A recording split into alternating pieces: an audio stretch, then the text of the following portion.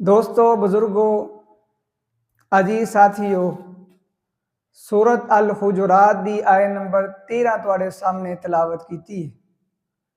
अल्लाह को दुआ करना, अल्लाह मुझे अदना से तालब इलम नू हक और सच बयान करन दी और उस तो बाद मनु और तुहानू अल्लाह पाक अमल दी तौफीक अता फरमाए।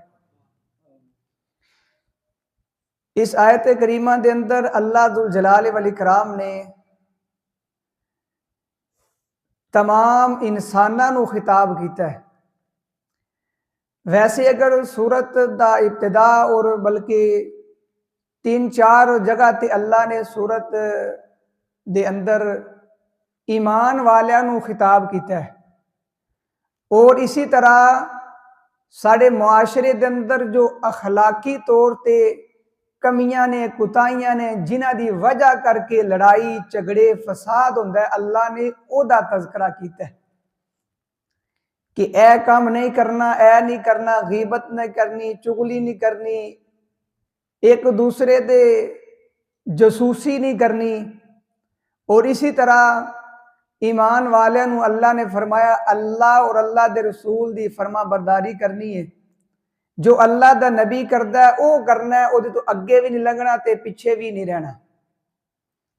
यानी दीन के अंदर कमी भी नहीं करनी ते वादा भी नहीं करना।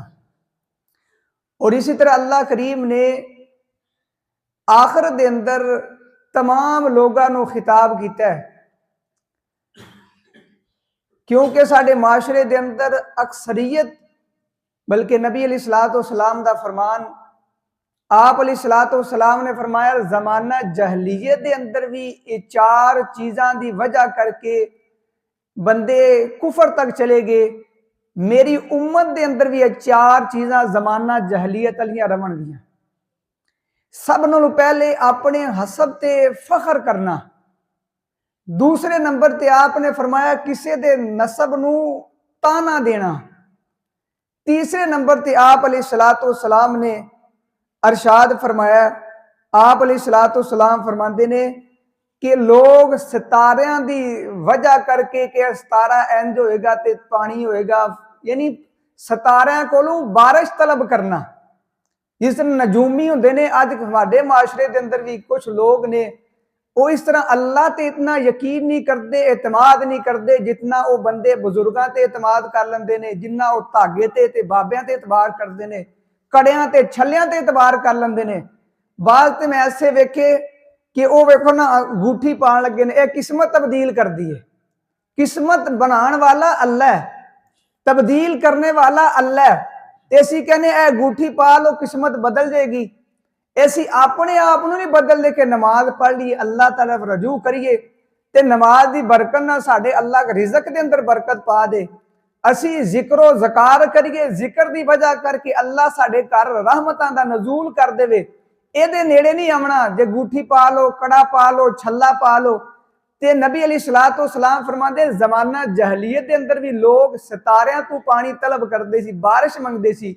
और चौथे नंबर ते आप अलैहिस्सलाम ने फरमाया कि नोहा करना। कोई फोत हो गया वो तू ना जांदा, तू गया इंज हो गया।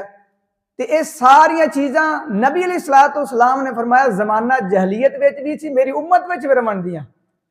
और देखो ना अरब मालक के अंदर इस चीज़ की ना तुसी महसूस करोगे, एक बंदा दुनिया तो चला गया, मेरा वालद है, मेरा चाचा, मेरा भाई है, तो वो तीसरे दूसरे पहले जितने उन्होंने इतना नहीं होता कि 3 दिन पूरे करने ने ते फिर कारोबार करना, दूसरे दिन भी कारोबार करन दे। असी इत्थे करांगे, वो आखण तुहाडे घर फूड़ी पई 3 दिन तुसी कारोबार शुरू कर लिया। वो आखणगे ते 60 साल मेरा अब्बा जी जिंदा रहे, अपना खा पी के चले गए ने। उन्होंने अच्छा किया ते अपने वास्ते, अगर नहीं किया तो उन्होंने मामला अल्लाह ते, बाकी असी उन्हें दुआ करने अल्लाह उन्हें ते रहम कर दे। ते दुआ जिस वक्त मर्जी करो, ये नहीं कि खसूस बिल खसूस तीसरे दिन लोगों को इकट्ठा करो, नाले पैसे भी यतीमां दे खाओ ते नाले आखो दुआ का नाम लैके ते वो बेचारा अगे वो कमर टुट जाती है। जिदे घर एक बाप टुर जे, जिदी मां टुर जे, जिदा भाई टुर जे, ओदी कमर सीधी होने के काबल नहीं रह जाती ते असी होर बोझ पा देने दुआ का नाम लैके ते की करने आ देगा। फिर अजकल तो ऐसे रस्मां ने कि असी जिदा शादी ते मैरिज हल करवाया जाता है तो तीसरे दिन 7वें दिन 10वें दिन मैरिज हल करवाया जाता है। तो मेरे नबी अलैहिस्सलाम ने फरमाया इसी तरह नोहा करना ये भी जमाना जहलीयत दी है तो मेरी उम्मत विच भी रवेगी। अल्लाह को दुआ करो अल्लाह पाक सानू ऐसी लानत जैसी चीज़ों तो अल्लाह महफूज फरमाए।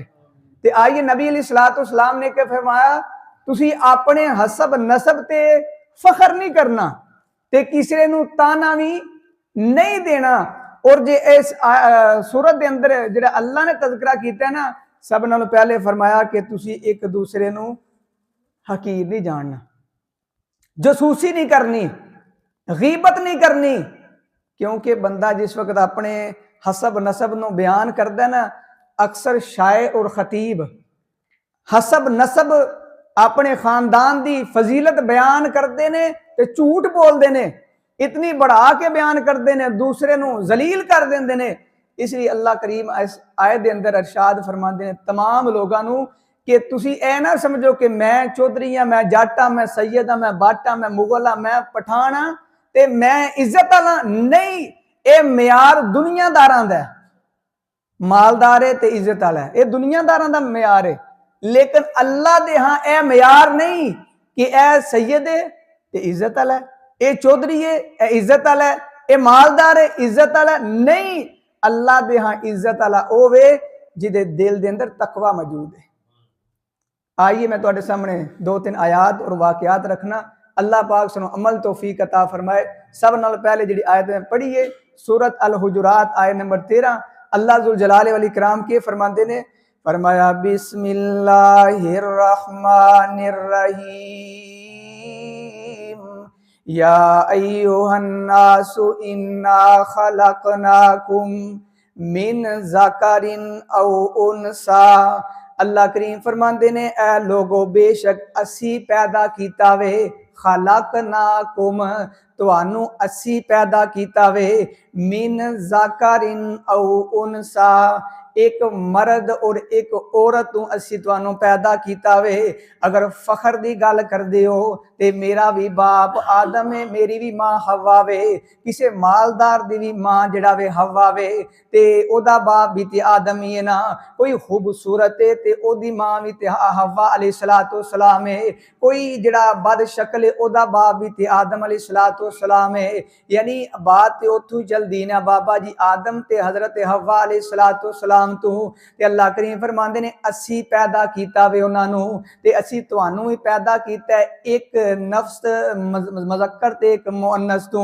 वजअलनाकुम फिर असी बनाया वे शुऊबन कबीले बनाए ने, खानदान बनाए ने। बड़े कबीले नू कहंदे ने, खानदान नू कहंदे ने शऊबन, यानी बहुत ज्यादा शाह जिन्हों, यानी शऊबन असी बहुत वड्डे खानदान बनाए ने, कईयां नू खानदानां विचों ते कबीलियां विच बनाया। पैदा भी असी कीता ते फिर असी खानदान विचों बनाया ते साडी इख्तियार है। अगर कोई जट पैदा होया, बट पैदा होया, कोई लवार पैदा होया, कोई मुगल ते कोई जिस तरह की भी जात पैदा होया ते ओदी अपनी मर्जी नहीं, ये अल्लाह करीम फरमाने असी पैदा कीता है। ते इहदा मतलब है नहीं तू फखर कर, तू अपने अखलाक नू अच्छा कर। ते अल्लाह करीम अगे कहंदे ने वजअलनाकुम शुऊबन व कबाइला। अल्लाह जी एक कबीले क्यों बनाए ने, एक खानदान क्यों बनाए ने, ये फखर वाते बनाए ने नहीं, नहीं फरमाया लिताआरफू एक दूसरे दे तारफत बनाया वे कि ये फलां दा लगदा लाना वे, ये फलां दा रिश्तेदार है, ये फलां बरादरी दा ते फलां बरादरी दा वे। ये फखर वाते अल्लाह करीम ने नहीं बनाया, लिताआरफू अल्लाह करीम फरमाते ने तारफ वाते बनाया वे। ते अल्लाह जी अगर एक कबीले बन गए ने, खानदान बन गए ने।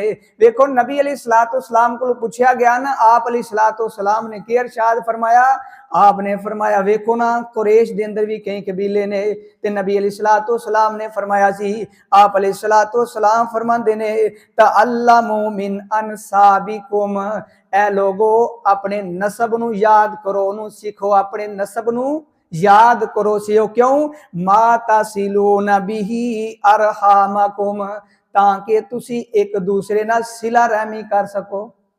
के कर सको? सिला रहमी। कि ए मेरे दादा जी का रिश्तेदार, मेरे परदादे का लगदा लाना है, ए मेरी मां की तरफों फलान रिश्तेदार है। नबी अलैहिस्सलाम फरमाते ने रिश्तेदार जिहड़ा नसब याद करने का मकसद है वे तुसी सिला रहमी ओदे नाल करो। ते वेखो ना ये बदनसीबी साडी, नबी अलैहिस्सलाम जी दा 80 कलमा पढ़िया वो सानू नसब इस वास्ते याद करवाए ने, दादे परदादे दे रिश्तेदारां दे भी हया करना है। असी अपने सके बाप दा हया नहीं करते, असी अपने भाई दा हया नहीं करते, ओदी इज्जत नहीं करते, ओदे नाल सिला रहमी नहीं करते। ते जिहड़ी अगली हदीस दा लफज ने आप अलैहिस्सलाम फरमांदे ने तुसी अपने नसब नू याद करो, उन्हां नाल सिला रहमी करो। इस वास्ते नसब नू याद करना है और ए सिला रहमी अपने अरहाम दे रिश्तेदार, रहम दे रिश्तेदारां नाल सिला रहमी करोगे ना ते मेरा अल्लाह करीम तुहाडे रिज़्क दे अंदर अज़ाफा फरमा देवेगा, अल्लाह तुहाडी उम्र दे अंदर बरकत पा देवेगा। ये साडे घरां दे अंदर बरकत क्यों नहीं, साडी जिंदगियां दे अंदर बरकत क्यों नहीं? इस वास्ते कि असी अपने सके भाई दा हया नहीं करते, अपने बाप दा हया नहीं करते, असी अपनी मां दा हया नहीं करते, अपने चाचा और मामे दा हया नहीं करते। असी कहने असी अपने को खाने, अपने को खांदा है। यह साडा जवाब है। लेकिन नबी अलैहिस्सलाम के फरमाते ने सिला रहमी के वे उधरों तेनू गाल कढ़दा तू उन्होंने दवावां दे, उधरों पत्थर मारदा है तू ओदे वाते हाथ चुक के दवा कर, ओ तेरी गीबत करे तो ओदी तारीफ कर, ऐ सिला रहमी है। जे ओ तेरा चंगा करदा मैं भी चंगा करना, है तो अदले दा बदला हो गया ना। ऐ सिला रहमी नहीं। अगर तुहाडे नाल कोई ज्यादती करदा है तुसी ओदे नाल ज्यादती नहीं करनी, ओदे नाल रिश्तेदारी जोड़नी, को तोड़न दी कोशिश करेगा तुसी जोड़ोगे ते मेरा अल्लाह फरमांदे ने मैं ओदे नाल जुड़ जाऊंगा, अल्लाह दी रहमत ओदे नाल जुड़ जाएगी। अज साडे घरां दे रहमत बरकत क्यों नहीं? ये मेन वजह है भी साडे विच साडे दिल कोई साफ नहीं, दिलां दे अंदर नफरत, कीने, बुगज, इस तरह समझो साडे दिल कबाड़ खाना बन गए ने। हालांकि साडे दिलां नूं साफ होना चाहिए। दिल साफ ने ते अल्लाह करीम दियां रहमतां भी होणगियां, तुहाडी नमाज़ां दे अंदर सुकून भी होगा, तुहाडे जिक्र दे अंदर जिहड़ा वे जो तुसीं चाहते हो, तलब करना चाहते हो, दुआ दी कबूलियत चाहते हो, दिल साफ कर लो। एक बारी रब नूं आखो अल्लाह मैं फलां काम तेरी रजा वास्ते कीता है, ते अल्लाह अगों आखेगा मेरा बंदा तू मेरे वास्ते कीता है, जा जो तू मंगना मैं तैनूं दे सकना, अता करना। ते नबी अलैहिस्सलाम के फरमाते ने तुसी नसब याद करो। ये नहीं कि नसब याद नहीं करना, अपना नसब याद करो जी मेरा अब्बा जी है, दादा जी है, मेरा इत्थों जाके मेरी शाख रलदी है। ये मकसद है होवे कि असी इहदे नाल सिला रहमी करनी है, बोल चार रखनी है। ते आइए अल्लाह दा कुरान के फरमांदा है कि इज्जत वाला कौन है? इन्ना अकरमकुम इंदल्लाहि अतकाकुम। अल्लाह करीम फरमांदे ने बेशक अल्लाह दे हां इज्जत वाला मुकर्रम बंदा होवे, अतकाकुम जिदे दिल दे अंदर तकवा वे।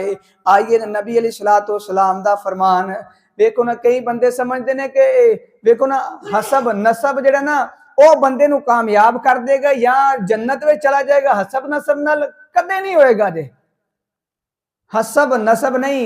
सही मुस्लिम दी हदीस नबी अलैहिस्सलाम फरमांदे ने जिस बंदे दे अमाल ने उन्हों पीछे कर दिता ते ओदा हसब नसब उन्होंने जन्नत विच लैके नहीं जा सकता। कई बंदे कहना सैयद होने हैं, बड़ा मशहूर बंदे का गल है ना, वो सैयद पाक ने वो इन्हां ते जन्नत विच हो जाने, सानू भी लै जाण दे। अगर अमाल दुरुस्त नहीं, सैयद भी है बिल्कुल, ते वो जन्नत जा सकता। वो बोलो तो सही ना, कोई किसी आखे तो मनु आखे तुहानू कुछ नहीं इंशाल्लाह कहण लगा। सैयद भी होए ते अमल अच्छे नहीं, वो जन्नत जा सकता नहीं, जा सकता नहीं। यकीन आंदा कुरान खोल लो, कुरान पाक दे अंदर नूह अलैहिस्सलाम दा वाकया वेखो। तुम सैयद की गल करते हो, मैं नबी नूह की गल कर लगा। हजरत नूह अलैहिस्सलाम ने ना कश्ती तैयार है ते अपने बेटे नूं की कहंदे ने या बुनैया, ऐ मेरे बेटे, इरकम माना, ए सवार हो जा मेरे नाल। ते बेटा कहंदा ऐ अब्बा जी मैं पहाड़ ते चढ़ जाऊंगा। अब्बा जी किते चढ़ जाऊंगा? पहाड़ ते चढ़ जाऊंगा ते मैं बच जावांगा। ते अल्लाह करीम फरमांदे ने आइए गल्लां ही कर रहे ने ते गल्लां दे करदे करदे एक मौज आई है ते कश्ती इस तरह जा रही है ते बेटा दूसरी तरफ जा रहा वे। नबी दा बेटा वे सैयदजादा, देखो ना सैयदजादा मैं ते नबी दा, मैं पीर दा पुत्र है, कई कहते हैं पीरां दे पुत्र ने, ओए बख्शे बख्शाए ने, ये नबी दा बेटा है। ते नबी दी अखां दे सामने अल्लाह ने गरक कर दिता है। अमल अच्छे कोई नहीं, अगर अमल अच्छे होवन ते चाहे सैयदजादा भी ना होवे। हजरत बिलाल नु वेखो ना, हजरत बिलाल ना सैयद ना हसब कोई अल है ना नसब कोई अल है, रंग दे भी काले ने ते रहन वाले भी हबशी ने, जिन्होंने ना अरब के अंदर कम तर समझा जाता है ते यह हबशी जे, यह गुलामां दी औलाद है। ते लेकिन अमाल ने उन्हां कोल हसब नसब नहीं, ईमान और तकवा मौजूद है। चलते जमीन ते ने ते चलन दी आवाज अल्लाह जन्नत पहुंचा रहे ने। इनू कहंदे ने कि अमाल अच्छे होने चाहिए, हसब नसब ते कदे फखर नहीं करना।